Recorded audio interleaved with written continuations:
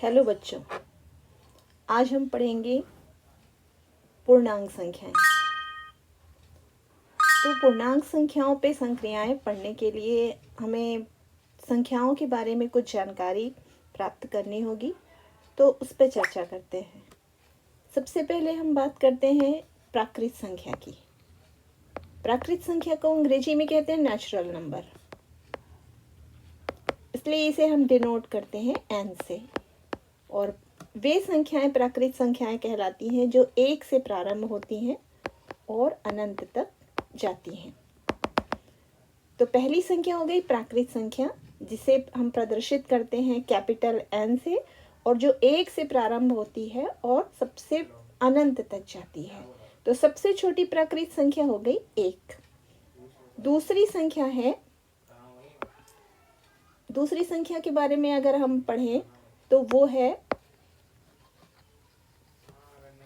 पूर्ण संख्या। दूसरी संख्या है पूर्ण संख्या, जिसे हम प्रदर्शित करते हैं W से, क्योंकि इसे इंग्लिश में कहा जाता है होल नंबर। तो इसे प्रदर्शित हम कर सकते हैं W से। और अगर प्राकृत संख्याओं में हम शून्य को भी शामिल कर लें तो वो संख्याएं हो जाती हैं पूर्ण संख्याएं। इसमें भी सबसे छोटी पूर्ण संख्या है शून्य, और सबसे बड़ी पूर्ण संख्या बताई नहीं जा सकती, अर्थात अनंत तक जाती है। अब ने पढ़ लिया प्राकृत संख्या और पूर्ण संख्या। अब बारी है पूर्णांक संख्या की। तो पूर्णांक संख्या के लिए अंग्रेजी में एक अक्षर है आई, जिसे हम इंटीजर के कारण आई से प्रदर्शित करते हैं। तो पूर्णांक संख्याओं में होती हैं धन पूर्णांक संख्याएं, ऋण पूर्णांक और शून्य। इन सब का समूह मिलकर बनता है पूर्णांक संख्याएं। धन पूर्णांक, ऋण पूर्णांक और शून्य। तो आज हमने 3 संख्याएं समझ ली। पहली हुई प्राकृत संख्या, दूसरी हुई पूर्ण संख्या, तीसरी हुई धन पूर्णांक और ऋण पूर्णांकों का समूह अर्थात पूर्णांक संख्याएं। तो ये जो हमारा चैप्टर है उसमें पूर्णांक संख्याओं पे ही संक्रियाएं पढ़नी है। तो पहली संक्रिया जो इसमें हम देख रहे हैं वो है गुणनफल, मल्टीप्लिकेशन। तो इसके लिए हमें सबसे पहले जो छोटी जानकारी ये देखनी होगी कि एक धन पूर्णांक और एक ऋण पूर्णांक, धन पूर्णांक और ऋण पूर्णांक का यदि गुणा होता है तो क्या होता है। तो ये बेसिक चीज़ें हैं, ये अगर आप पहले समझ लेंगे तो आपके लिए आसान होगा। एक बॉक्स जैसा मैं बना देती हूँ यहाँ पर, यहाँ से आपको क्लियर हो जाएगा। एक है धन पूर्णांक और एक है ऋण पूर्णांक। अगर इनका गुणा किया जाए तो हमें प्राप्त होता है ऋण पूर्णांक। उसी प्रकार अगर एक ऋण पूर्णांक है और दूसरा भी ऋण पूर्णांक है, इनका यदि गुणा किया जाए तो हमें प्राप्त होता है धन पूर्णांक। सेम एक ऋण पूर्णांक और एक धन पूर्णांक, यदि इनका गुणा किया जाए तो हमें प्राप्त होता है एक ऋण पूर्णांक। उसी प्रकार दो धन पूर्णांक संख्याओं का यदि हम गुणा करें तो हमें प्राप्त होता है धन पूर्णांक। तो ये जो 4 बेसिक बातें हैं वो अपने कॉपी में आप नोट कर सकते हैं, कॉपी में नोट करके रख लें कहीं। और यही ध्यान देने योग्य बात है कि अगर हम इन चिन्हों का गुणनफल याद रखें तो हमें कोई समस्या नहीं होगी। तो पहले ये जानकारी ज़रूरी थी, इसलिए मैंने ये आपको बताया। और अब करना ये है कि इन संख्याओं को पहले तो हमें गुणा करना है, और गुणा करने के बाद ये पहचानना है कि कौन सी संख्या छोटी है और कौन सी संख्या बड़ी। जब हम गुणा कर लेंगे फिर हम पहचानेंगे कि कौन सी छोटी है और कौन सी बड़ी, और उसके बाद हमें ये चिन्ह उस पर लगाने हैं। पहला चिन्ह है बड़ा है, दूसरा है बराबर और तीसरा है छोटा है। तो प्रश्न पहला जो है उसमें लेफ्ट साइड में है ब्रैकेट में ऋण 2 गुणित 9। एक है ऋण पूर्णांक और एक है धन पूर्णांक। अभी हमने यहाँ देखा है एक ऋण पूर्णांक और धन पूर्णांक का गुणा होता है तो हमें क्या प्राप्त होता है ऋण पूर्णांक। ऋण पूर्णांक प्राप्त होता है। तो 2 और 9 का यदि मैं गुणा करूं तो मुझे प्राप्त होगा 18। 2 नियम 18। ऋण और धन का गुणा यदि मुझे करना हुआ तो मुझे मिला ऋण। ये मैंने इधर लेफ्ट साइड में गुणा कर दिया।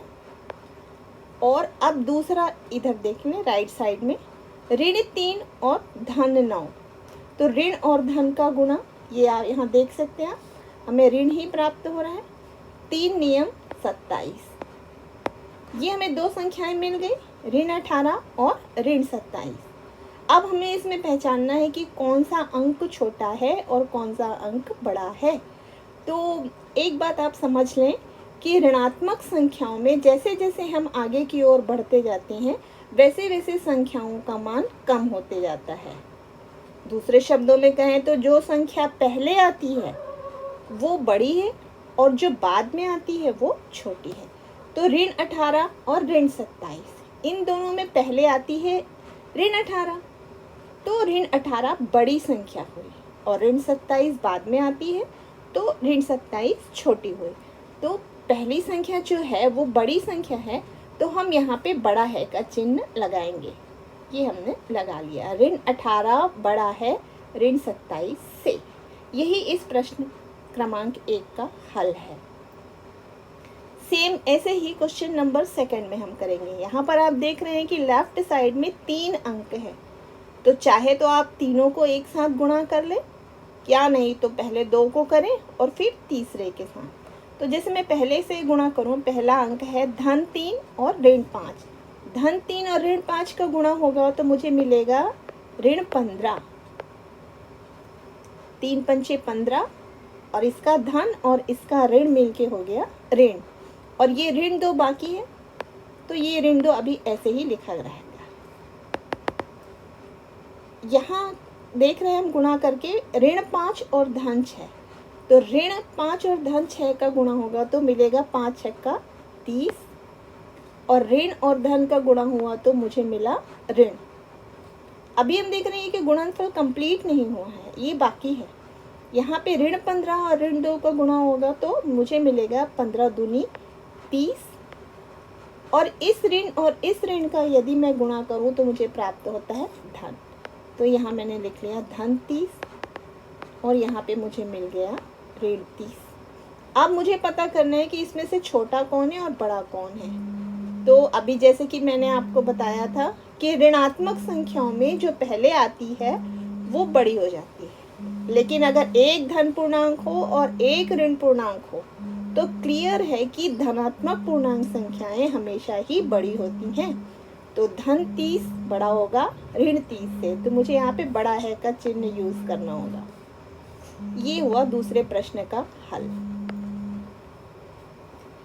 अब तीसरा प्रश्न है धन 4 और धन 9, इनका गुणा। 4 नियम 36। धन और धन का गुणनफल देखिए, यहाँ मुझे मिल रहा है धन, तो मैं यहाँ लिख सकती हूँ धन। अब ये मैंने लिख लिया। अब यहाँ पर 3 अंक हैं, तो प्रथम 2 को गुणा किया, 2 नियम 18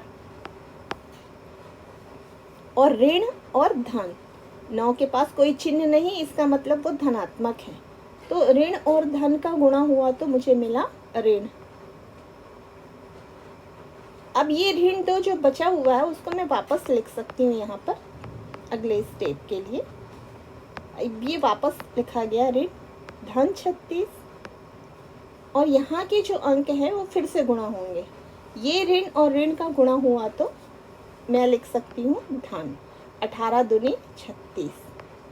अब आप देख रहे हैं कि हमें प्राप्त हुआ है लेफ्ट में भी धन 36 और राइट में भी धन 36। तो दोनों के चिन्ह समान हैं, अंक भी समान है, तो दोनों ही बराबर हैं। तो मैं यहाँ पर लिख सकती हूँ बराबर का चिन्ह।